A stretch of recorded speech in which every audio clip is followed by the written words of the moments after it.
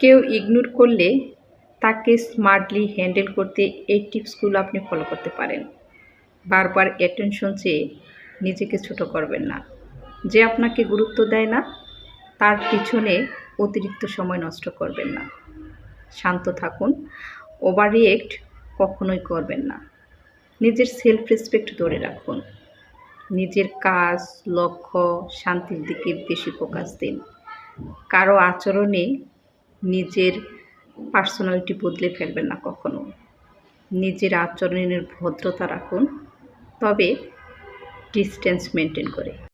অন্যের উপর emotionally depend কম করুন, তাহলে কেউ ইগনোর করলে কম কষ্ট হবে। যে আপনার ভ্যালু বোঝে না তার কাছে নিজেকে প্রুফ করার কোনো দরকার নেই। নিজের হ্যাপিনেস অন্যের আচরণের উপর ছেড়ে দেবেন না। সব সম্পর্ক আগের মতো থাকবে না, এটা মাথায় রেখে নিজের মতো করে বাঁচতে শিখুন।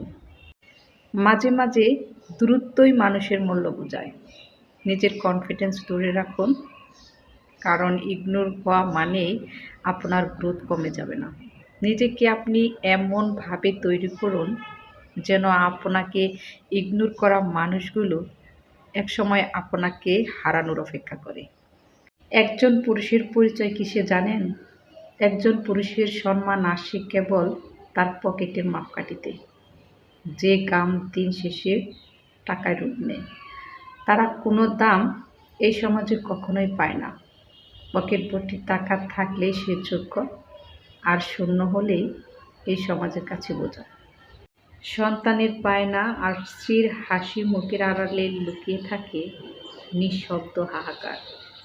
টাকা থাকলে তোমার কথা সবাই শোনে, আর এই টাকা না থাকলে অতি মূল্যবান পরামর্শ হয়ে যায় খুবই মূল্যহীন।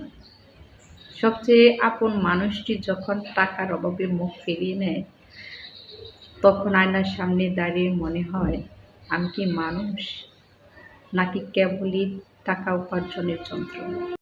দিন শেষে চুপচাপ বসে থাকা পুরুষটিও ক্লান্ত নয়, লজ্জিত। কারণ সে জানে এই যুগের চরিত্রের চেয়ে ব্যাংক ব্যালেন্সেরই বড় পরিচয়। তবুও সে লড়ে যায়, কারণ তার ভেঙে পড়ার বিলাসিতা নেই, আর তার চোখের জলেরও কোনো মূল্য নেই এই বর্তমান সময়ে। স্ত্রী যদি মূর্খ হয় তাহলে খুব বিপদ। আপনার স্ত্রীর মধ্যে যদি এই লক্ষণগুলো দেখতে পান, অবশ্যই তাকে সংশোধন হতে বলবেন।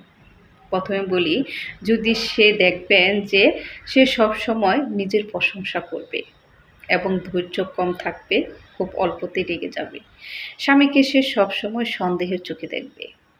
সে যদি কখনো ভুল করে তাহলে সে ভুল থেকে শিক্ষা না নিয়ে সে একই ভুল বারবার করতে থাকবে।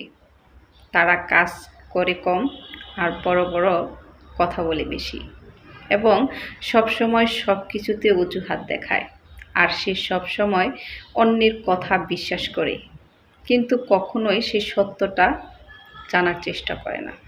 আর লাস্ট যেটা দেখবেন সেটা হচ্ছে, ছেলে মেয়েদের পড়াশোনার প্রতি কোনো আগ্রহ থাকে না।